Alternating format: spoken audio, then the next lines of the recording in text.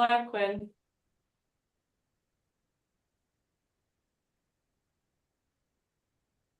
We are live.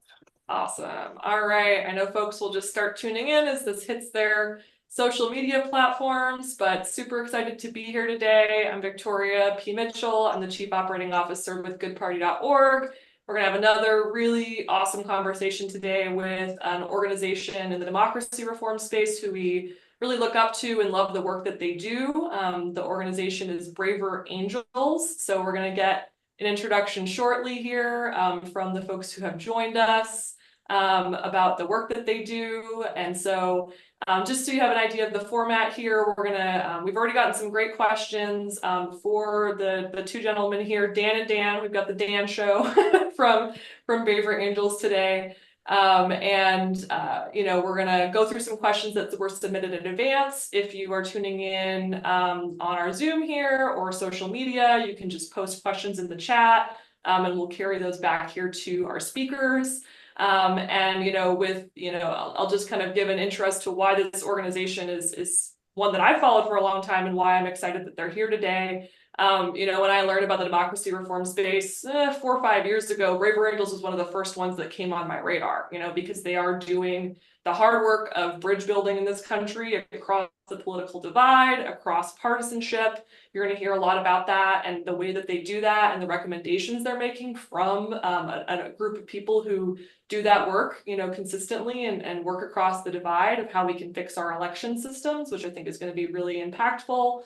With goodparty.org and the community and the candidates that we're cultivating here, we're also across an ideological spectrum. I know, every individual has their own perspective on politics and ideology and, issues, all those things. But, we're here because we, definitely want to get beyond the partisanship and, beyond the divide and start to see independent, nonpartisan, and third-party candidates make headway. We do that across the ideological spectrum in a way that many political organizations don't. And we share that DNA with Braver Angels, which is going to be great to hear. So now that folks are probably tuned in on our lives, I'd love to introduce our speakers.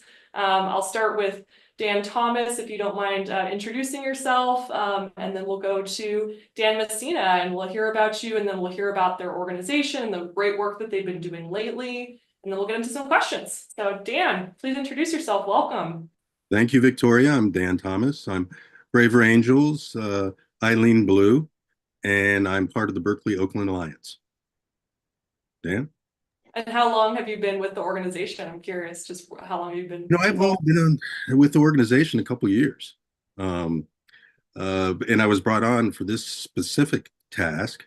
And then, of course, I've started to do other things in the meantime. And that task was to be a writer and consultant on the Trustworthy Elections Report leadership team.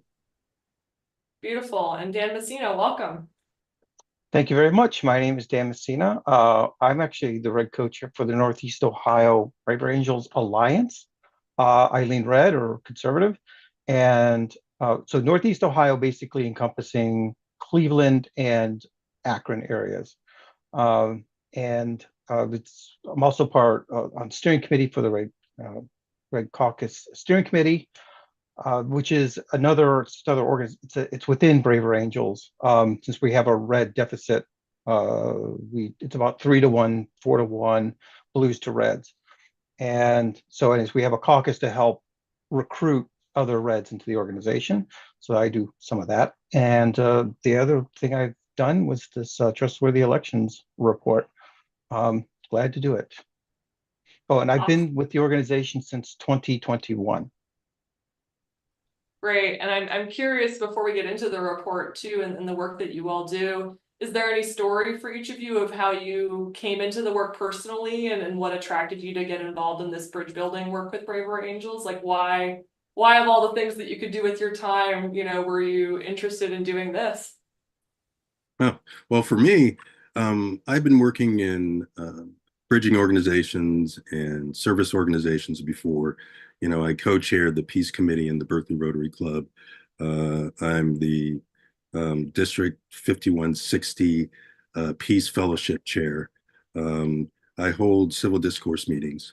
And so one of the people that I work with is one of the Alliance coordinators, and he brought me in along with my childhood friend from back east at about the same time, same week. And my friend back east suggested that I join the leadership team of the Trustworthy Elections Report. And so it was right up my alley. It's kind of what I do anyway. I have a background in political science, so that's why I joined. Awesome. And Dan Messina, why do the bridge building work? What motivates you to do that kind of work? What motivates me is I believe in the concept of e pluribus unum, from many one. It's actually on every coin. It basically means that, and I remember a time when we used to be able to sit down and actually talk about politics without it turning into necessarily a fight. And I think we need more civil discourse. We tend to have gone into our own burrows and into our own media bubbles, and we're not emerging from there, and we're not meeting in person. And so one of the things that Braver Angels does is they allow for that facilitation. And we try to meet in person. We don't try to do Zoom meetings. And there's a huge difference between doing the one versus the other. So on that, and the other reason I joined was I keep hearing things about Reds that when I listen to like NPR or some of the news organizations across the aisle, I hear about things that I just don't believe in, but yet I've been classified as that. So I thought it'd be a good chance to engage people and talk about what it is I actually believe. I was actually kind of skeptical in the beginning to join the team because, from my point of view, it legitimated something that I didn't think was really out there. Uh, I didn't think there was a lot of distrust in elections, but then I started learning different. And then I thought, there are people out there with legitimate concerns about elections. They have experiences I don't have. And so I thought, well, uh, I need to hear what they're saying, and I kind of want to be at that table. So I initially didn't want to join, um, but later when I thought about it and I thought about bridging the divide in yet another way, um, I had to join. That's awesome. Yeah, and I want to just, before we get into the details here of Braver Angels, the organization, and the Trustworthy Elections report that we're going to talk about. I just want to name too, it's been a very, very polarized time. We knew that was going to be the case in a presidential year, no matter what. It's, always kind of the peak of partisanship and the intensity around that. And certainly in the last couple weeks, let alone this weekend with the assassination attempt of Donald Trump, it's really at a fever pitch, and so I was really grateful. It's funny, we were going to actually have this AMA last week. It was originally scheduled for last week, but I was kind of grateful in a way that we just had to push it and have it land on today, because I know the temperature and the partisanship out there is really intense and really hard, and your organization is doing the really good work, to try to create an alternative around how we can engage with each other when it comes to these often divisive issues. So just want to, name that context and say that. And now we're gonna, I think, get into hearing about, what Braver Angels is up to about. And then I've had questions submitted in advance that I'll be sharing. And then if we have time, we'll also take questions at the end from folks on the Zoom, and then the folks who are watching this live on social media as well. So just giving everyone on the Zoom context, and excited that you're here.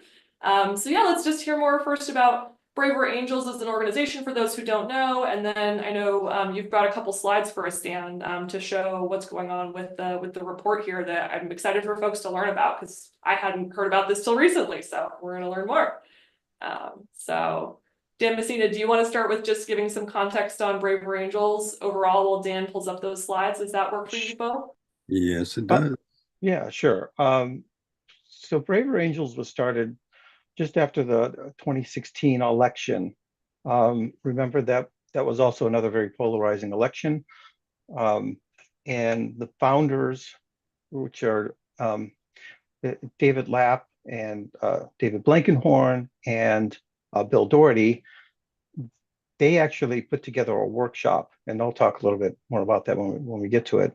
But they basically put together what was called a Red Blue workshop, and it's basically was designed on the concepts of a marriage, a failing marriage.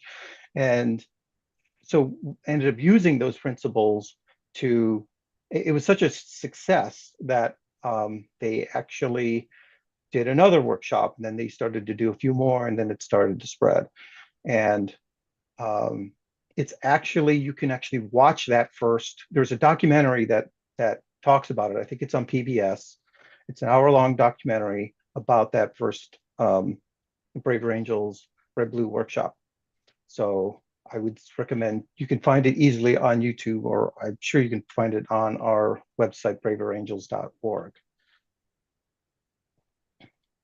Awesome. So Yeah, it now, was very inspiring work at that time, and it's continued on. And Dan, if you don't mind hitting the present button just to put this on full screen, I think that would be great, so that folks can see it on their screens on social. Yeah, I don't know why it's not going full screen. Okay. Oh, there we go. Oh, maybe I hope we something. got the Hit swap displays for a second. Thanks for bearing with us, folks. Let's make sure we get this looking good. There we go. That looks perfect. Awesome. Thank you. Yeah, that's how I heard about Braver Angels originally too, was that they were doing that across the political divide work, and actually just putting people into rooms and figuring out how to have a productive conversation, which was, I think from the world you come from, Dan Thomas, of peacemaking and, conflict resolution and all these things, we do that, and that happens in all kinds of contexts, but getting it nailed in the political domain is really hard work. So that's what Braver Angels has been doing for the last 8 years, is scaling themselves up essentially and doing this in all 50 states, and having an organization that has that balance as best they can as well. So yeah, tell us about the Trustworthy Elections campaign though, and just maybe give some context too on why, if it's not in your slides, why did this come up in the first place as something that Braver Angels wanted to take on? okay. Dan, why don't you go to the next slide?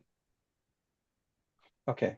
Actually, go to the next slide. Because I actually want to I want to introduce what Braver Angels is, although some of you may already know. I still feel we need to talk about it because, well, let me talk about the mission. The idea is, the mission of Braver Angels to bring Americans together, to bridge the partisan divide, and to strengthen our democratic republic. That's it. That's basically it. Next slide, please. So we're building a house united, Reds, Blues, and others. So others are, and when we talk Reds, we're talking about people right of center, and we talk about Blues, we talk about people left of center. When we say others, it usually, sometimes we call them purples, sometimes they're called yellow. It just basically means independent. I think you guys know what that means. Yeah, we do. All right. And just to clarify too, I think it's, means also that blue doesn't necessarily mean you vote Democrat, red doesn't necessarily mean you vote Republican. It's how you ideologically lean, correct? Is that Correct. That's what that means. Yep. Okay, cool. Exactly. So our work at Brave Rangers, we want to build a house united, not just among Reds, or who lean red, and Blues who lean liberal or progressive, but also with all people of all political stripes. We have members who are registered as independents. There's others, some right, which are called purple. Our efforts will take it'll take all of us to really work together to unite enough of us together to bridge that political divide, find common ground, and work out political differences. So go ahead, next slide. So this, I've already talked, this is a slide from that first Red Blue workshop that was in 2016 or it was either late 2016 or early 2017. And there you have, there's the three founders are in there, David Lapp, Bill Doherty, and David Blankenhorn. So And like I said, you can find this this is a documentary. You can find it on PBS or our website, braverangels.org. Okay. Um, so we offer.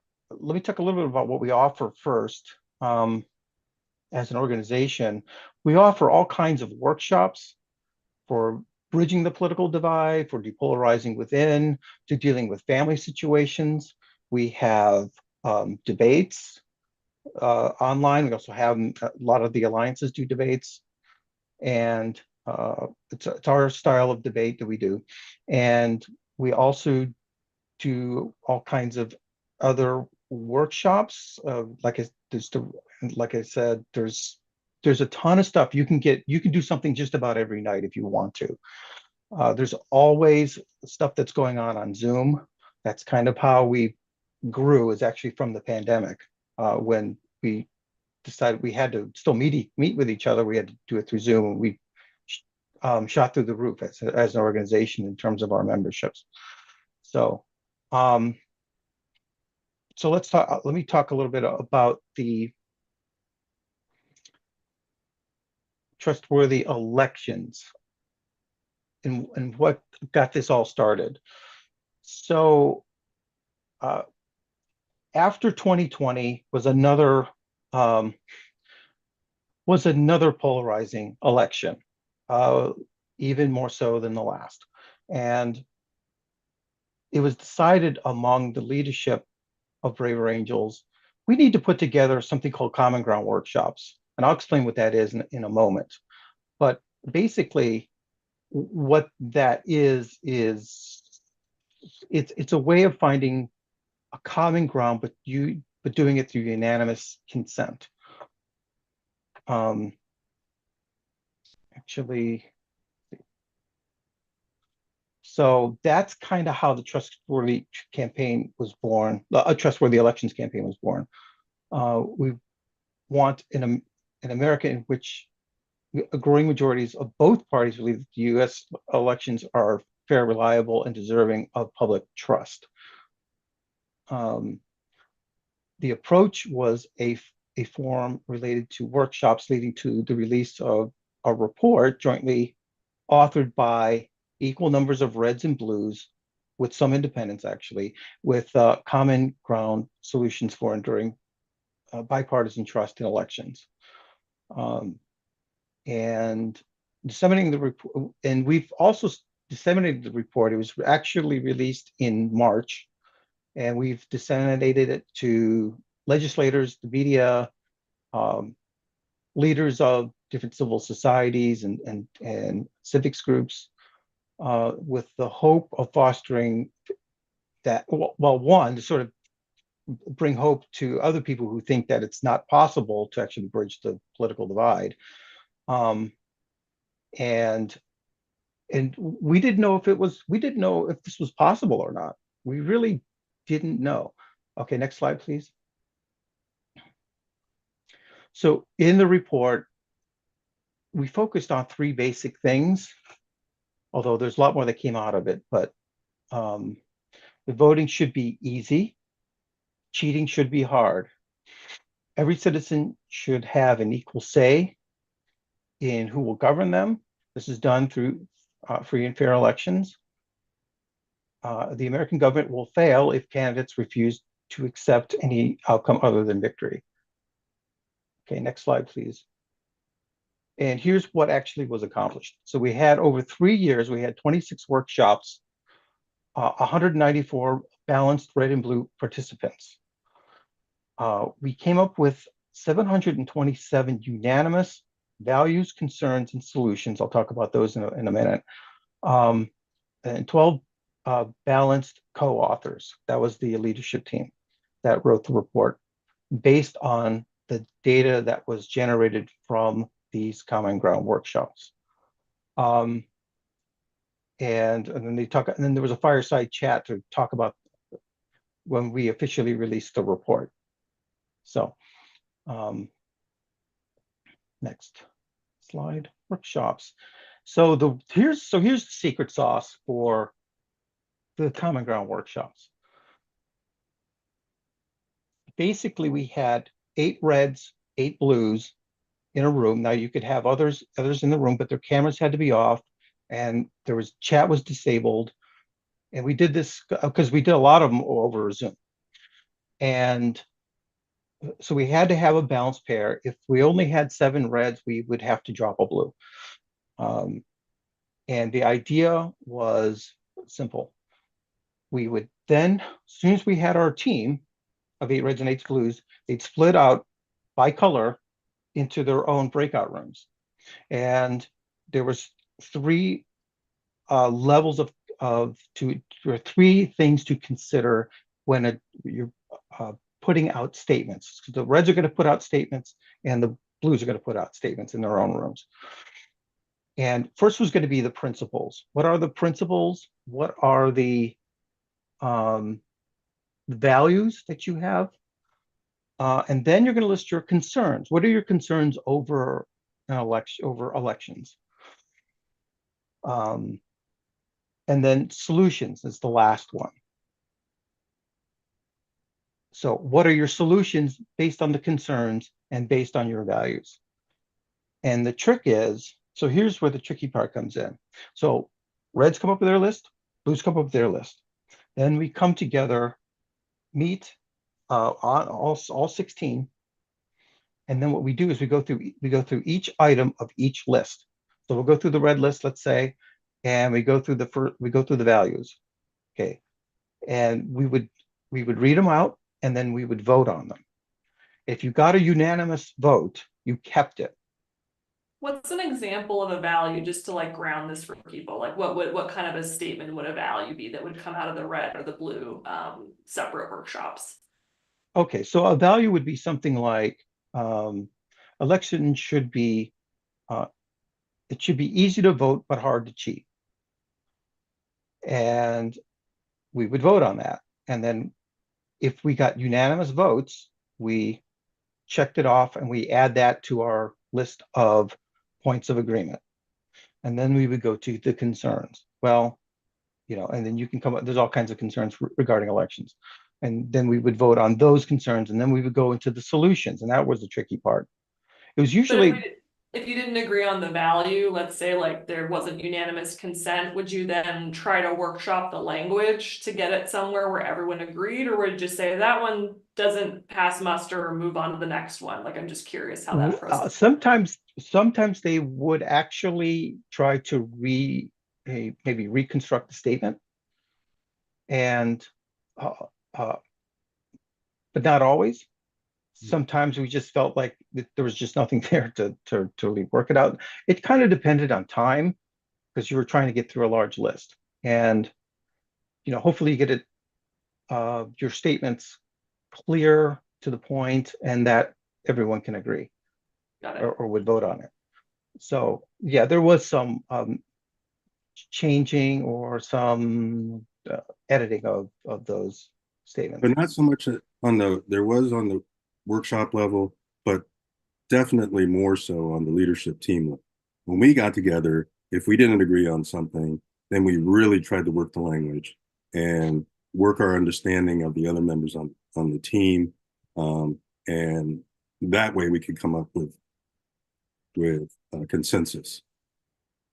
That makes sense. So it's kind of a multi-layered kind of process, essentially, of yes. What did you get from all those groups? And then now, the rubber meets the road with like, what are the actual words that are going to go into this report? So that makes sense. Yeah. Right, the workshops informed the leadership team, provided the data, provided what was really important on the grassroots level. And then the leadership team took that grassroots information and then formulated it into the wording that you see in the report. Yep, that makes sense. And then what's an example of a concern and a solution, just to ground this, and then we can move on to the next slide. Concern might be something like fear that there's not a chain of custody from the ballots being cast in a voting location to the actual election office where it's counted. like that could be a concern. Like we need to have something that's going to where people can sign off maybe equal numbers of a Republican and a Democrat would help with that chain of custody kind Yeah. of thing. So there was like that's a concern. We're worried about that. Or actually, it might be a good example of a solution. So maybe the concern for that solution would be we were afraid that in the transport of the ballots that they're being like dumped out the window, right, or something like that. And then maybe I don't know. I'm kind of making one up because I don't like I'm trying to think of one right now. So, but I'll, I don't think that was an actual concern, but I know there was a concern that maybe ballots were not being lawfully um, uh, making it to the office where it's supposed to be counted. yeah, I think I remember something like that in our leadership discussions. And and this is where the Blues and the Reds would have different concerns. It was based on their values, their view of the elections. And so Reds would believe would be concerned about integrity of the vote. And so what Dan was just talking about would be one example of that. On the blue side, it would be perhaps concern of access to voting. And so, the criteria used to validate somebody as a legitimate voter. And so those and specifics about that. And I'll go into that in a minute. Then we would have our red-blue concerns, but then we would come together on common concerns, and then we'd seek common solutions based on those common concerns. Awesome, thank you. So I'm going to have it turn it over to Dan, where he's going to talk about the actual report. Yeah. Awesome. So the red, as Dan said, there was a red-blue balance, and the leadership team took these consensus statements, and the consensus statements are the values, concerns, solutions, and we sequestered ourselves while we deliberated until we emerged with a set of values, concerns, and solutions that then went into the report. So we also emerged with a deep respect for one another, and friendships were born. It was really quite a process. Now we'll go through the seven. Paint a picture for a second though. Like you said, sequestered. Were you literally like holed up somewhere for days? Like, what was that? I'm just curious. Actually, we did a lot of the meetings online on Zoom, but we sequestered ourselves in Boston. We all flew into Boston, and for a couple of days hashed it out. Really, for one full day, hashed it out. And the other 2 days were more fellowship, but also talking about the issues as well, getting to know each other. But it all really happened in one day. And it was all kind of a miracle because That's shocking. Really? it started out really slow and we weren't getting through any of the issues. And and we can talk about it later, this method called collaborative consensus was something that was kind of thought up by one of the red members of how we could all kind of come together almost as one mind, understand where the other person is coming from, and then get through the process. And when that actually started to happen, we started banging through the concerns and the solutions, etc. So I'm going to go through some of the specific ones. That collaborative consensus is very important because it's not compromise.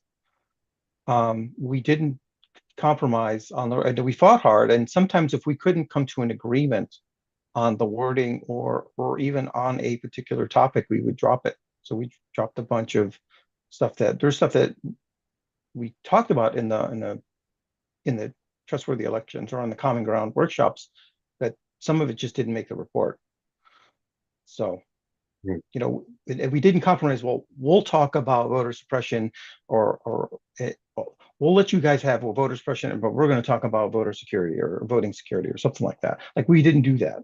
So there was no compromising. Essentially. Right. Yeah. Right. I mean, we were not. We had to agree. Yeah. So it's kind of like a horse trading. I'll give you this if you give me that kind of thing. Yeah. Go ahead. Over time, we just recognize legitimate concerns of the other side. and we came to solutions, consensus solutions around those concerns. But the report has 23 specific solutions, which address the 7 broad areas or election issues. The first election issue that's in the report is fair and equal access to vote. Now, just a little review. So this came up through the workshops as a consensus among many and most of the workshops actually for this particular issue. And then it was addressed again by the leadership team, and then we came up with the language. And the language, the concern was that today some citizens encounter significant barriers to voting, while other citizens find few, if any, impediments. Our election process should strive to remove barriers so that each citizen has an equal and reasonable opportunity to cast their vote. And so one of the solutions to that concern is to make Federal Election Day a national holiday. And that was really a shock to a lot of the blue participants, that the Reds would agree to this. But as a Red explained, with the trust that was built, it was easier to come to an agreement on something like this. And the trust was built following the workshop process, which is first you start with values, and values tend to unite. And once you unite on the values, it's easier to actually agree to concerns and then solutions. And that's what we actually saw. I mean, as I said, it started slow in the beginning, but then after 1 or 2 issues, we were like streaming through them. The second election issue in the report is verifiable voter ID and eligibility. The voter ID issue, basically the concern is that there is some evidence, although rare, that some voters are misrepresenting their eligibility to vote. And voters should be required to identify themselves and prove their eligibility casting a ballot before they cast a ballot. So 2 of the solutions we came up with to this concern were the state should require a person to show voter ID when voting. It should be an affirmative duty of the state governments to provide an acceptable free voter ID. And government provided voter ID should be one, but not the only acceptable ID. And the alternative ID doesn't necessarily have to be a photo ID. And this was one of the most challenging of the election issues, because blues were really concerned about access to voting. Reds were really concerned about integrity.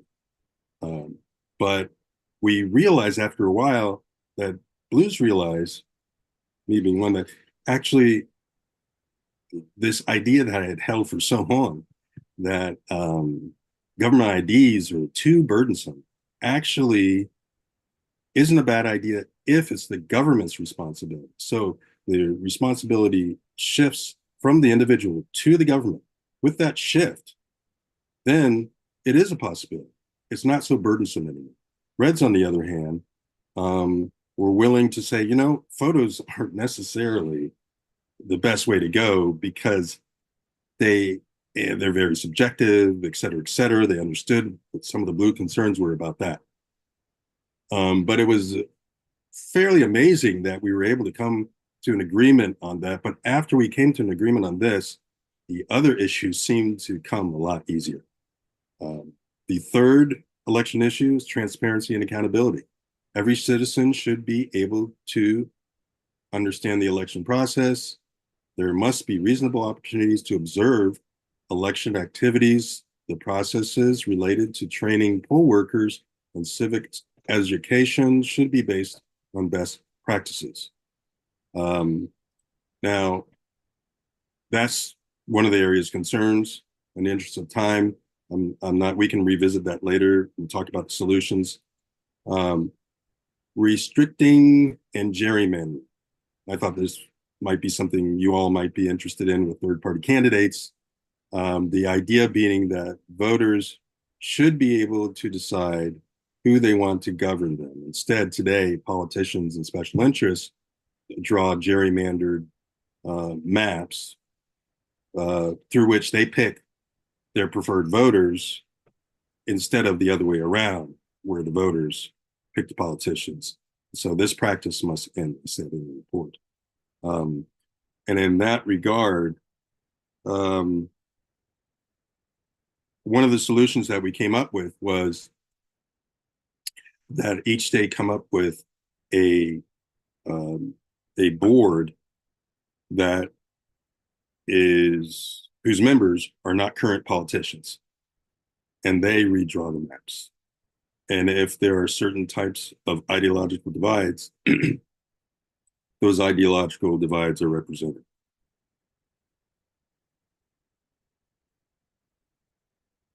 Confidence in vote counting. Okay, this is a real concern that has to do with election integrity. Every legal vote should be counted as accurately as possible. Checks and backup documentation must be in place so that voters are assured that vote counts are complete, accurate, and unbiased. Safety and security in the election process. And of course, because of all of the partisanship and all the rhetoric, poll workers are starting to become less safe. And everybody involved in the administrating elections must be able to do so safely and without fear of intimidation. We said in the report, election processes must have robust defenses against fraud and interference.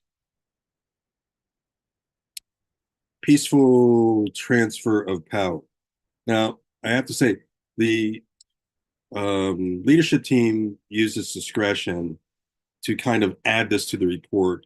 It wasn't one of the top items that came out of the workshops, but it did come out of the workshops, a couple of the workshops. So a couple of the people, especially, well, David, and let's be clear, the leader of the organization thought it was important enough to add it to the report as long as conservatives and liberals, reds and blues, could come together on a set of agreements for this. And we did eventually. We felt that Americans will not trust the outcome of elections if their leaders sow the seeds of doubt. Candidates must ultimately accept the results of elections, providing there is a robust process to resolve disputes. Violence must never be used to decide an election in the United States. And I think we were all able to come to this agreement because basically going back to the trust that we had built. One of the solutions that we came up with was that candidates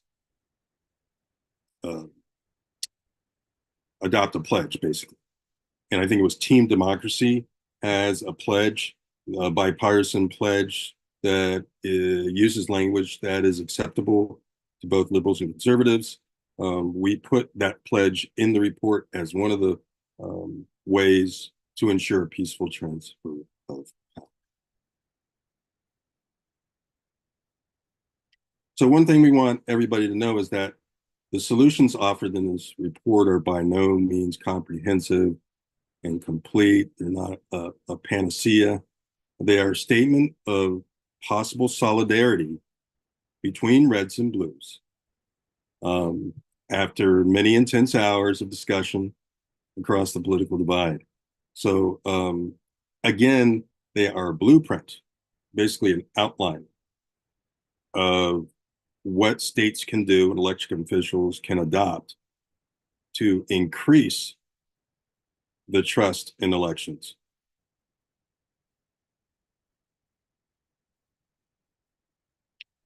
Want to help? Okay, spread the message. So we suggest that you spread the message of hope among your members, among friends and families, and on social media, and get the word out wherever your organization has particular influence, contacting the media or writing letters, op-eds as well, are other ways of getting the word out about consensus and about this report. Telling local officials about the report and your support for it is another way to spread the message. Implement a solution, working to implement one or more of the solutions through your elected officials, for example, through third-party candidates. Because I don't think this is on top of mind, frankly, my personal opinion, of the two major parties, these types of adjustments.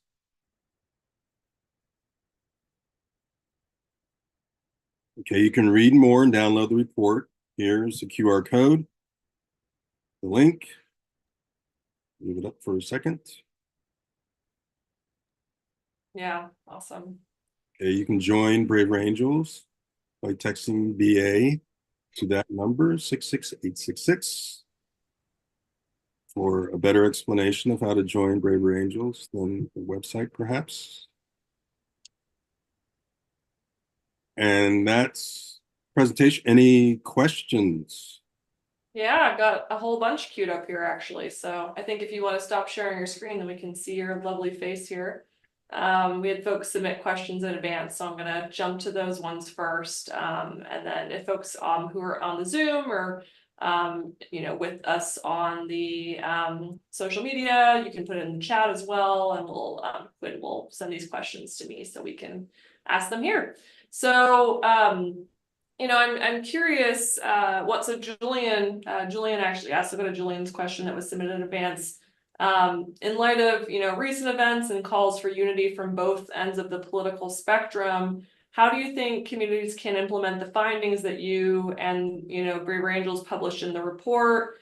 How do you foresee the 2024 election taking more drastic efforts to protect election integrity as a response to these events and statements? So yeah, just I think you had a little bit on that slide there, but I'd love for you to dig into it a little bit more. Like, what's already happening? What's it going to take for communities to take these, solutions and start implementing them? And how are you guys seeing what's coming ahead for 2024 and the election in November, given the content of what you guys have worked on? Well, I personally think that now, because of recent events, the integrity of elections is even more important. So I think people should be more interested in making sure that the volatility that we're seeing doesn't spill over to polls, et cetera, et cetera. And the best way is to contact election officials directly and city officials that administer and manage the polls, and say, listen, these are some ways that conservatives and liberals have come up with. If you implement new measures, perhaps there will be less scrutiny and less blame laid on you if you do implement these new measures. We didn't know if this could be done. We didn't know if you can get reds and blues to actually agree on much of anything. Had you asked me, before you started these common ground workshops, how many points of agreement do you think we're going to get? I probably would have said, I don't know, 40 maybe. Then that would have been a really generous estimate on my part. But we got over 700. We got 727 over 3 years. That's pretty astonishing. And essentially what happened, you actually had political opposites come together over the polarizing subject of elections, but work together to find unanimous consent over resolutions they generated. That's remarkable. And that's the real takeaway from this report. We're not election experts, but you're getting concerns from the grassroots, and that's what shows through the report. So, and that's kind of the real hope. It can be done. Yeah, no, absolutely. That's what I took away from this for sure, was like that this is possible and people can find the common ground. And you mentioned, Dan Thomas too at the end of the presentation there for third party, and, in our case, independent, nonpartisan, all those different types of candidates. There's now over 1,100 of those candidates that are working with our organization right now in all 50 states. I think this is a great playbook to look at and say, hey, these are the types of reforms that I want to push, in our election operations, at the local level, the county level, the state level, what have you, wherever they may be running. And these are backed by across the political spectrum folks, who see these solutions, and that, I agree. I know that was a personal comment, Dan, on the two parties being less interested in this, but I tend to agree, and that's part of why our organization is focused on lifting up, independents and nonpartisans and third-party candidates that can, are free to implement these kinds of changes and don't have the, the baggage essentially of the system as it is, and all of the factors that go into that. So it's really exciting to me, and I hope especially our candidates working with us take a look at this report and, can point to it and say, hey, these are the types of solutions that people agree on. It's not what the media says it is, right? Like, this is what's happening in real rooms with real people talking to each other about this and working it out. So that's really exciting to me. And then I think this is a broader question, but I think it speaks to what was under the hood of this report, right? Was that the common ground process? And I know you both do, broader bridge building work as well, but Ryan asked, would love to hear more about your approach to bridging the gap, by focusing on shared values. Do you think you take a more bipartisan approach, which would be politicized topics that both major parties agree on? Or does it result in a nonpartisan approach, topics that neither party focuses on? So kind of an interesting question, like, how much do you end up, finding the more politicized things and finding the common ground there, versus like, okay, we'll step away from all of that, we can find common ground over here. How does it tend to work out? Go ahead, Dan. Go ahead, Dan. Dan T. You take it. Okay. I would say that over the principles seem to me like they're not partisan. At least many of the statements that I had seen weren't. And so those were some of the easier ones to get through in the common ground workshops. When you start to get to concerns, it gets a little more dicey. And then when you talk about solutions, it gets even more dicier. So yeah, so then it maybe tends to fall towards along partisan lines. But the funny thing about the common ground workshop, you got to state it. If you're red, you have to state it, your concerns and your solutions, in a way that blues will say, nod their head and say, yeah, I agree. Imagine that. I mean, so you wanted to be very careful on how you stated things and how you crafted things. So yeah, absolutely, because in this process, the extreme views just naturally drop out. I mean, they drop out pretty quickly because there is definitely not a consensus on it. Sometimes, I mean, if they're too extreme, even in your own group, blues or reds, it won't get out of that breakout, and it won't come to the general. So it's part of the process that does that. So we don't pick them, and we didn't pick the topics. Oh, we picked the topics. We picked the election issues and made some suggestions, but we didn't pick the concerns. That came directly from grassroots.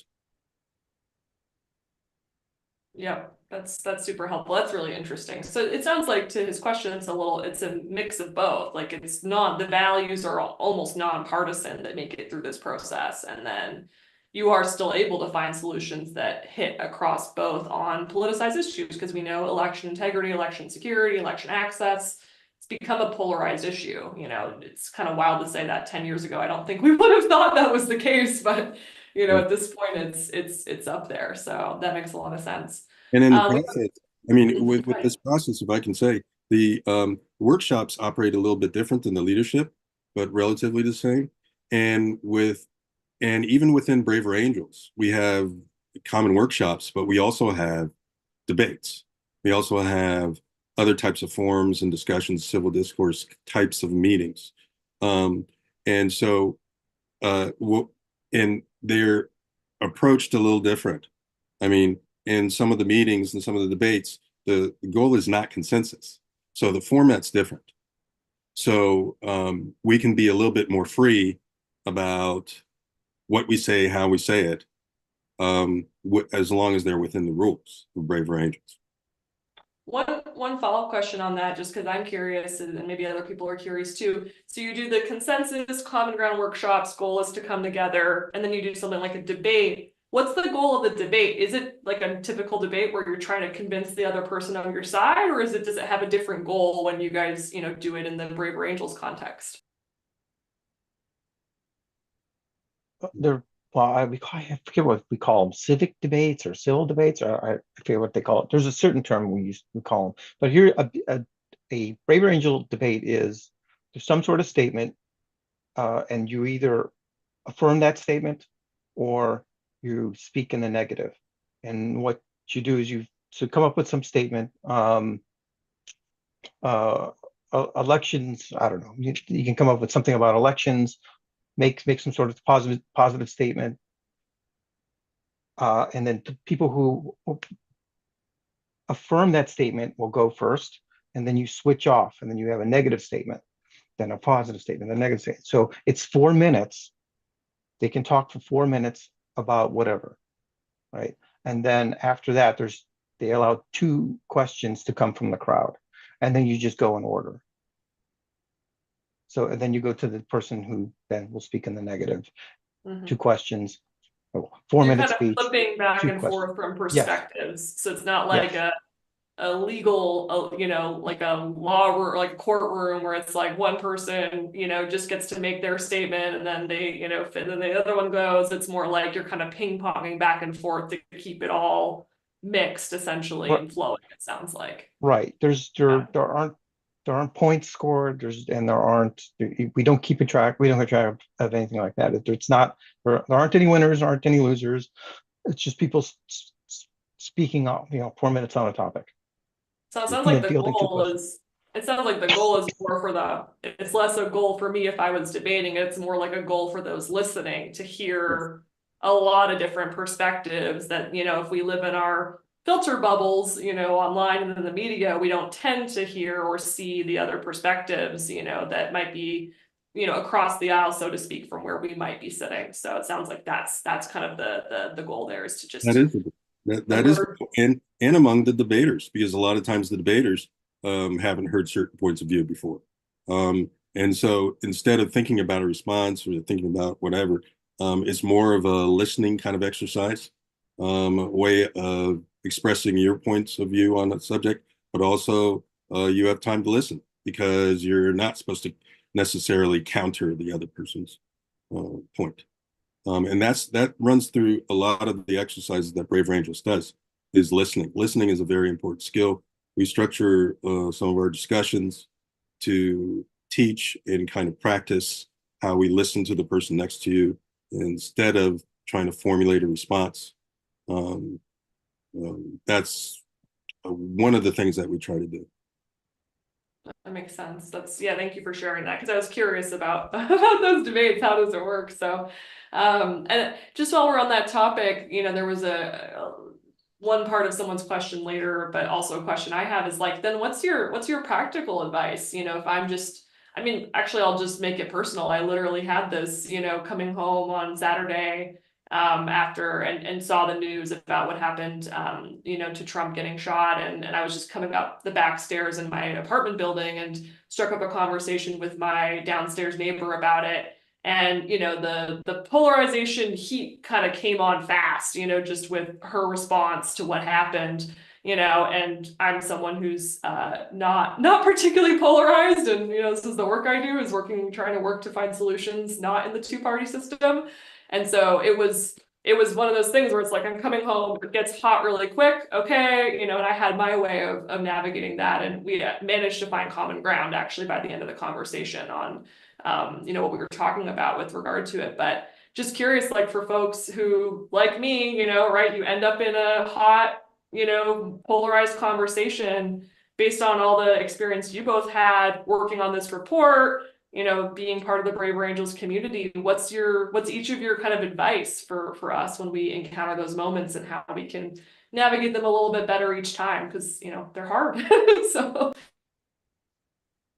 Well, I always, it's just a knee-jerk reaction for me because I've been doing civil discourse meetings for more than 3 years. And so, and we worked on the format over the years and how to make sure that there wasn't that kind of volatility. And then if there were people that joined that wanted to make it more volatile, how to handle that. And so we had meetings about that. And so basically the solution was always just remind everybody to tamp down the rhetoric and just uh, um, try to lower the temperature by not using certain words and terminology that might incite the other person. And if you do use it and somebody says that incites them, or you see that it does, then kind of back away from it.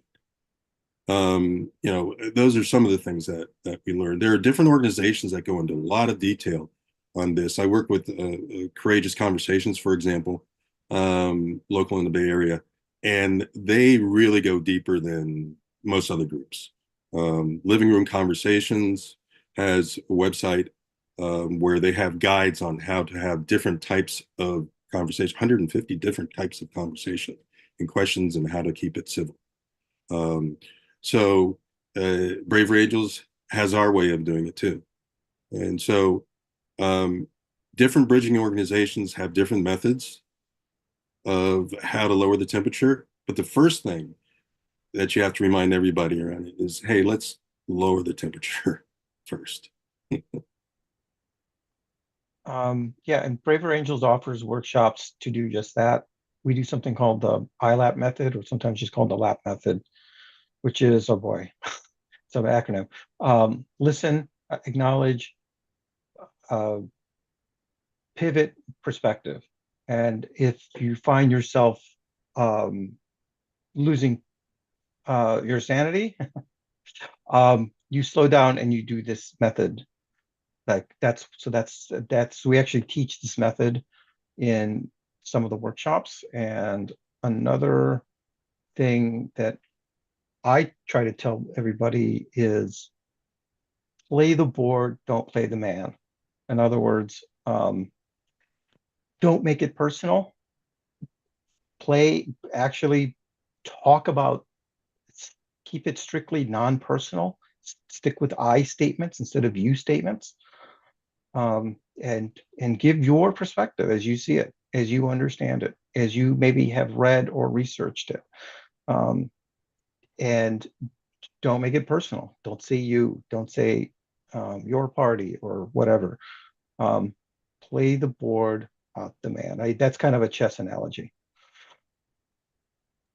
Yeah, that's great. Thank you. And I'll add my own 2 cents. Funny, I have like an identity in this one too. I've been a conflict facilitator, for a long time, just in my volunteer life before I ever did this work. So it's something I'm very passionate about as well, but have different, methods. And I think just a couple other things too. It's like watch words like always and never, or like you said, all Republicans, all Democrats, Trump, all Trump supporters, all Biden supporters, right? Like all those kinds of things. Those are trigger words whenever I just even hear them in day-to-day conversation with family and friends, where it's like, oh, that's a temperature turner. It's going up.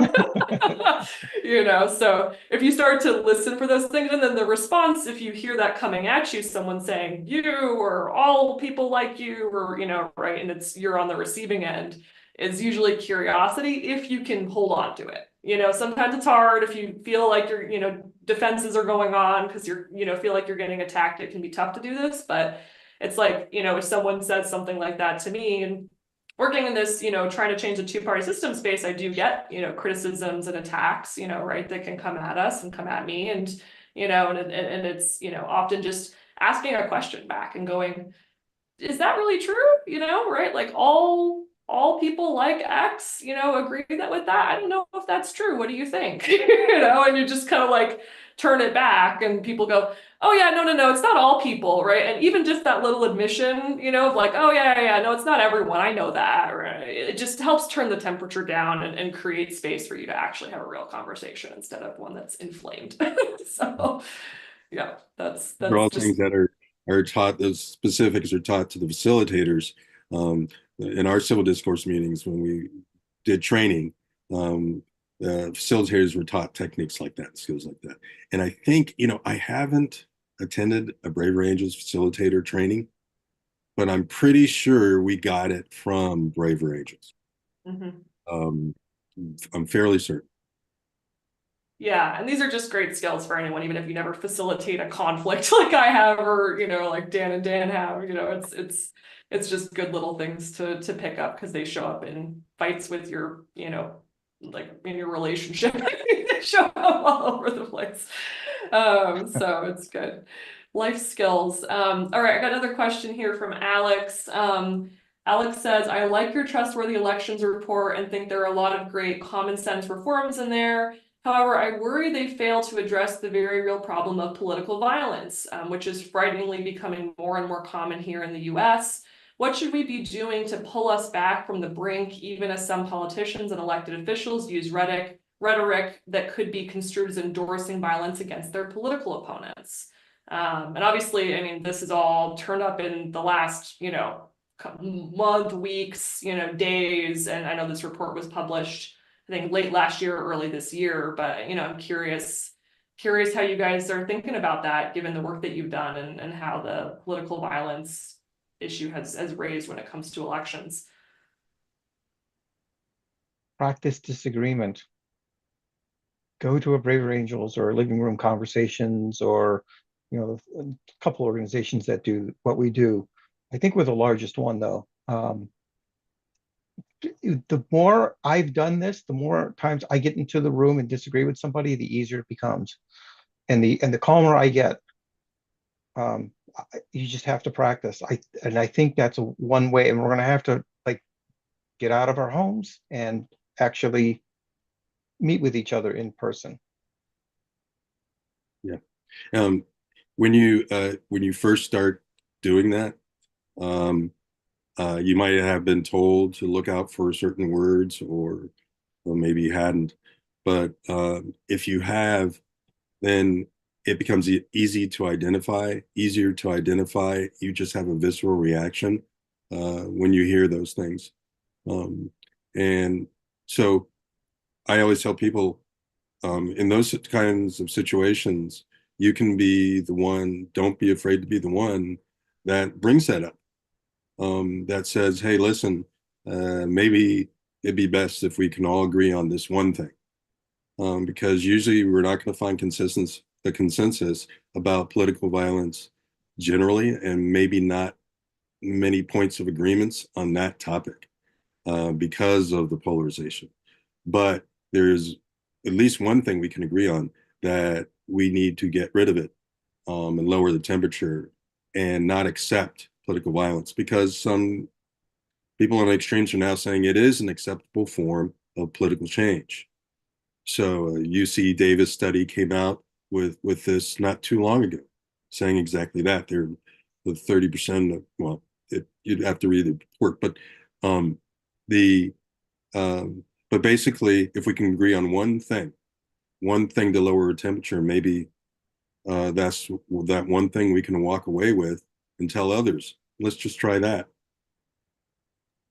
Yeah, I think from reading, I read the full report last night to be prepared for this, and it seemed like there were a couple places that addressed it. It was, it was obviously like the security and safety of election officials, who could be in that mix of that violence, and we saw some of that in the 2020 election, threats, et cetera, coming against local elected officials and volunteers, and all that kind of space. So that was definitely in the report. And then obviously this, big kind of last point you guys made about the peaceful transfer of power, I forget the statement you had it up there of basically saying violence should not be the deciding factor in who wins or loses an election, is what I took away from that. I think when it comes though to where you guys both went with the question is interesting, because you kind of took it back to it takes individuals, right, getting themselves comfortable and immersed in this work enough to not have their own temperature go up. And I think, just to expand on that, I mean, the challenge with violence is it takes one person, right? And we can't, it's a huge country. It's hard to, get 100% coverage that we will prevent any violence in any human in this country and of a political nature. Like that's unrealistic, obviously, and it's just not, not going to happen. But the work that you all are doing and this, report, and then also the broader work of the bridge building movement, the intent is that, one person touches their circle, and then those people touch their circle, and those people touch their circle, and you'll never touch everybody, but like if more people in the country get comfortable, and like you said, Dan, Messina, like find that you're calmer, right, in these polarized moments, that you're able to kind of tolerate the disagreement for longer, and hopefully even find some common ground. I mean, that would be even better than, stories of that happening, of those positive conversations happening, start to collectively take the temperature down, in the country, and create more tolerance for all of us to be in these more heated situations, so that we don't turn to violence, right? Which is, there's some human nature stuff there. If you feel like you're backed into a corner and you feel like you're threatened, right, there is a reality there, and we want to prevent people from feeling that way about politics. Right? That's ideally not how we're feeling when we're talking about politics, right? So anything to add on that to you both? That's kind of where I see this going. No, you said it. I think you said it perfectly. And don't add to it. Don't be the person that adds to it. You can be the person who suggests a different path. But the concerns that we raised are part of like a larger psychological thing that you just touched on. When people's concerns are not heard, they tend to kind of exit out of the system. And so it's always good to listen to people's concerns and try to do something about it before they exit and become one of those people that does agree with violence. Our democratic republic is rooted in disagreement. So accept that. Disagree accurately and engage with candor, intelligence, and goodwill. I mean, try to do it as best you can. It's not easy. No one said it'd be easy. So I think that's the way to try to do it. I think that's the way to bring the temperature down. To talk. I don't know. I get it's partly my personality. When I engage with very polarized people, even on the left, and I'm on the right, I can somehow get to talking with them and bring it down the rhetoric a bit, and get to where we're actually talking, and substantively. I don't know. I just have part of that's just my personality. Part of that is just by practicing Listening. You built a skill. Yeah, you built a strong skill, which is, I think, I agree. So for some people, their personality, just the way they were since they were a kid or whatever, makes them a little more likely to do this stuff, right? And just have that kind of an approach. But it's definitely a skill too for folks listening who are like, yeah, maybe I'm not that person, but like you can build it. It's a set of practices, and just getting the practice in of doing it, makes a big difference. Yeah, it comes from the Braver Angels workshops, and you can learn how to build those skills. And you don't know if you don't try. So at least give it a shot. I had somebody that wanted to come to one of my Braver Angels. I didn't think he would have been a good fit for this, because he's kind of a polarizing guy, and can get pretty agitated. He went to a meeting and he loved it. He says, we need to do more of this. So don't underestimate people. I mean, which I kind of did. And I didn't invite him on purpose, but he wanted to come. And I said, well, I'm not going to stop him. And I'll see, maybe I'll see what happens. And man, he loved it. That's awesome. Yeah, that's great. Yeah, it's funny that you counted him out. It makes sense. You're like, I think sometimes when you are someone who is so frustrated, right, you don't feel heard. Like, and that's often how the agitation, like you said, kind of increases. And then the experience of actually just being listened to, and then like the reciprocity of then listening back. I've totally seen that too, where people who you never would expect are just like, I love that. Why don't people talk like this more? This is amazing. Like, and because they've to some extent just been so frustrated that no one was listening to them and engaging with them in a meaningful way, or maybe not no one, back to never and always, but like rarely, had that experience. So it's super interesting to see that for some people. Another question too, I know we're coming up on time, so I'm gonna get these last questions in. We had a question from Rob Latham, and then also Keone in the chat here too asked, are ranked choice voting, proportional ranked choice voting, all these kind of election reform types things, part of Braver Angels depolarization toolkit advocacy model, or is that kind of separate for you guys? You don't tend to touch that. And just curious if that's part of the picture or not. This is one of the things that didn't make it in the report. It either didn't make enough workshops, or we just didn't agree. I forget exactly on this point. On this one, I don't remember. But there were a lot of things that were left out of the report. So that's one of them.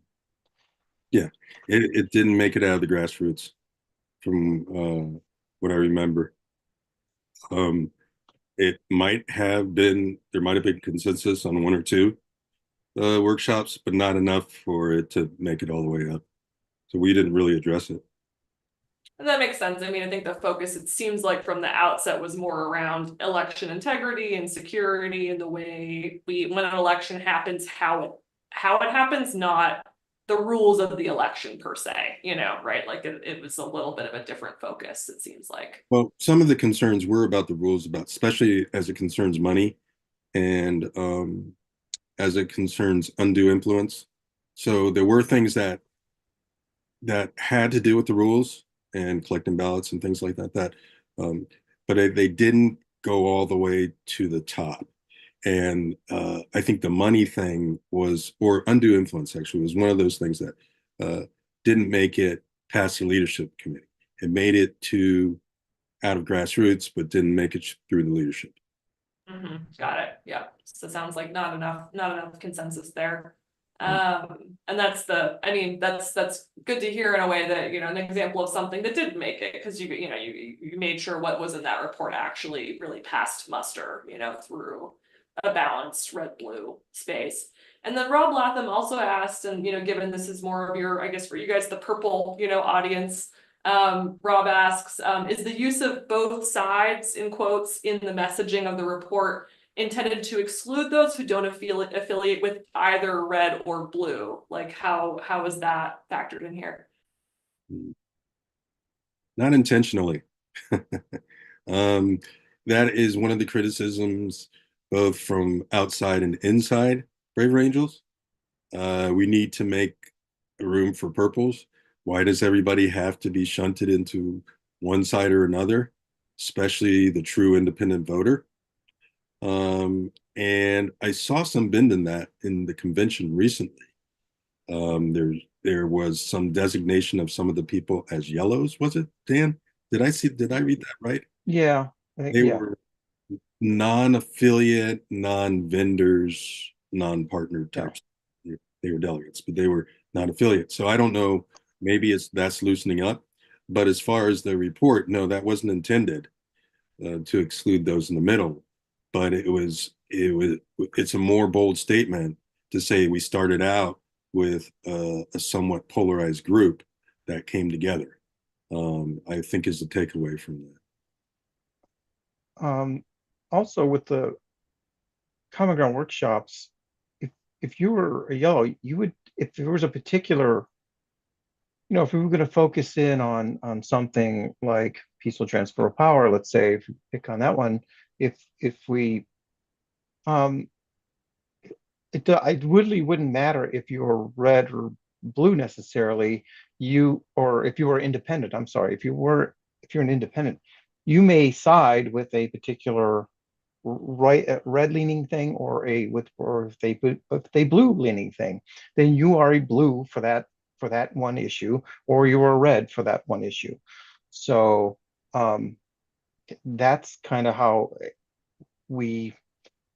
independents were handled within the common ground workshops. Interesting.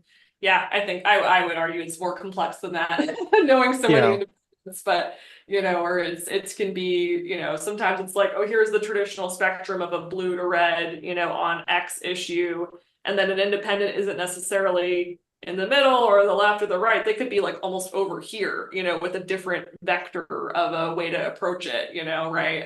And so it's it often kind of flips on its head, and then one independent, like you were kind of saying, right, can be here, here, here, right, and have a mix of perspectives that they bring. So they would struggle to say, oh, I should go in the blue room or the red room. They'd be like, I don't know where I should go, honestly, because I have a different perspective on this thing altogether. So it's it's an interesting, I think our part of our job and what our organization is up to and our community is doing is making more space, for those vectors essentially of political discussion, because they don't tend to, have a lot of space for them.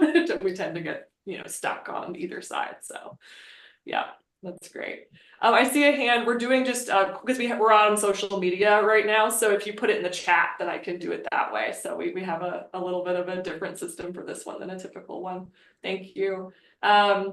Yeah, and then let's see, I think we're coming up on time. I want to get the question that's coming. One quick question was, are these slides anywhere that can be shared? Or is it just a private presentation that you just gave us earlier?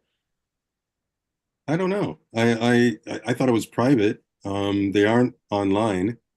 We just learned about this presentation recently. It's not well publicized even within Braver Angels. Okay.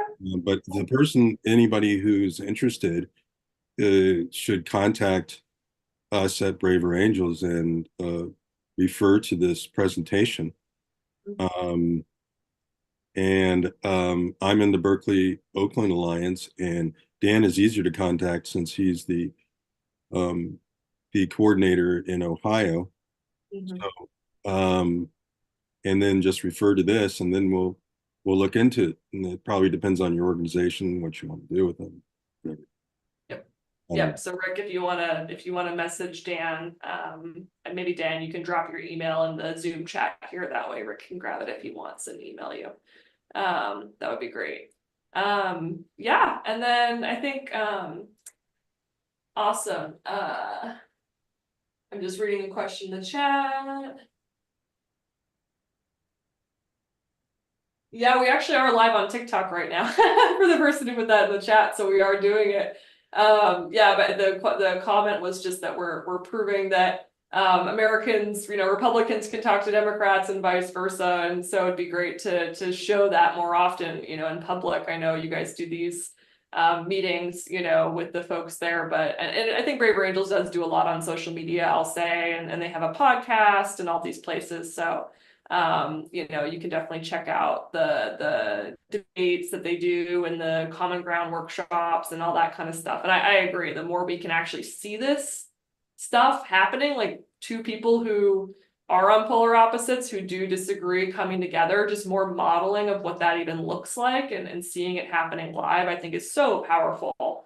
And just, it's like a relief to what we're seeing on the news every day and how high the temperature gets turned up, on the media and online. So that's awesome. Well, I'd love to end this just with the final kind of call to action. If someone's been tuning in, interested in the work that you all are doing, if you can just share again, how can folks get involved? How can they share the information about this report, and how can they learn about Braver Angels in general if they want to build their own skills around depolarizing and having more common ground conversations in this country? Well, I would say again, spread the message among people that you're in touch with, including and don't shortchange your family and friends. They might be interested in these types of things. Implement a solution by going directly to the source, directly to hungry candidates that might want an issue that they will be known for, or go directly to election officials that you might know. But yeah, I'll tell you, if you contact your local election official and you're curious about what they do and how they do it, you'll get a lot of attention. And they might just direct you to the right people. Most people don't ask them that. I'll say that. That's right. They don't. They really don't. I've done it, and I was surprised at the response. I would say braverangels.org, braverangels.org, braverangels.org. Go there. You can find, there's a link if you go to the homepage, there's a link to the Trustworthy Elections. Um, and then you can find an alliance based on where you live. We have alliances in most states, just about every state. So it should be easy to find, hopefully easily to find. If not, start one. I can help. I know how to do it now. um, so get involved with Brave Rangers. Bring a friend or get a friend involved. Maybe someone of the opposite side. Maybe a friend that maybe you're somewhat estranged with now, or have strayed a bit. Maybe together. Pick that person and go to a Brave Angels meeting. Yeah, So and I'll there's add to, oh, sorry, didn't realize you were done. no, I'm done. Go ahead. Okay. Yeah, I think the last thing I'll say too, just to pass this report along the way I will do it, honestly, you know, because I will, because I should, I'm in this world, is just sending an email, you know, to my elected officials, you know, and saying, have you seen this report, you know, where Republicans and Democrats agreed on how to reform our elections? Paste the link, you know, and just say, it could be a really short little email and just say, hey, this blew my mind, you know, this organization, Braver Angels, found common ground, you know, with a polarized group of people around how we can reform our elections. It's worth a read, and they have real solutions in here that can be implemented. Let me know if you want to chat more. You know, just that, right? Going out, you know, kind of piques attention of like, what, people agreed on this? That's crazy, and makes people want to read it. So yeah, Dan, you want to add to We that? are, yeah, we are getting together a task force to help release the report, to basically promote it, send it out to different leaders and civics groups and that sort of thing. So we're actually in the early stages of doing this, of assembling a team to do it. And that meeting starts in 10 minutes.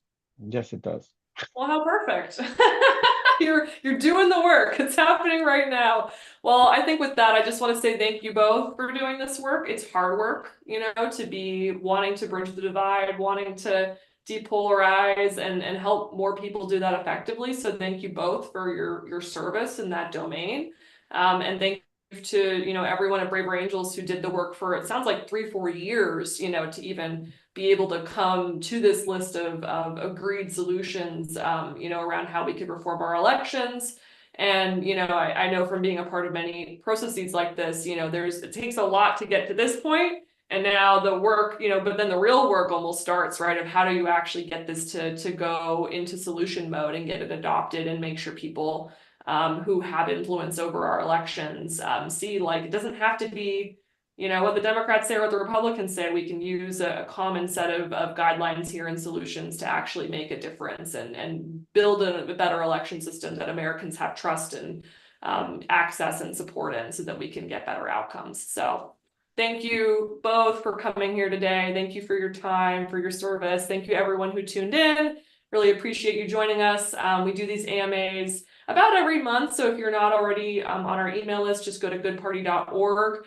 You can drop your email on the homepage or follow us on social, and you'll get alerted about the next ones if you hit that notification bell. So thank you, everybody. Really appreciate you all coming tonight, and I hope you have a wonderful evening. Thank you for having us. Thank you, Victoria and Quinn, and good party. Thank you. Thanks, Thank everybody. you so much for having us.